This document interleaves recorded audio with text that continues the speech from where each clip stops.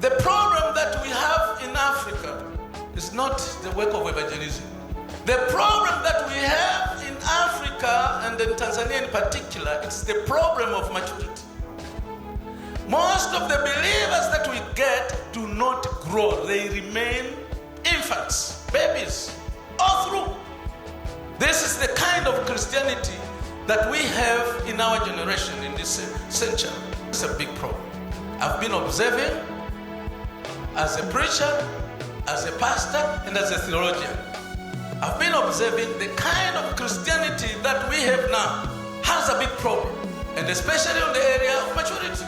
We have a lot of babies filling churches, people who don't grow and become mature and adults in Christianity, in their faith. And therefore, if you have babies, you have a big burden of taking care of these babies.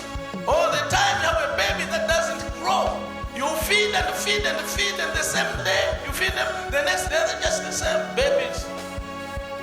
You parents know this. My wife and I, we have raised up 5 kids. So we know the experience of raising up children. You feed them and you expect to see changes in their lives. If they're not growing, then there is a problem. For nutritionists, they say there will be a problem of stunted growth. Now, stunted growth is not something we like.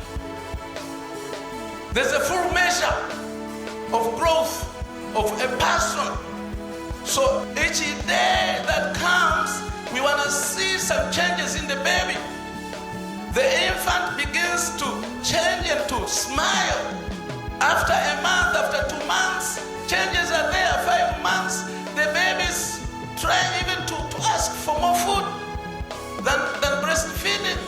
A year after, you see the babies growing and even trying to stand.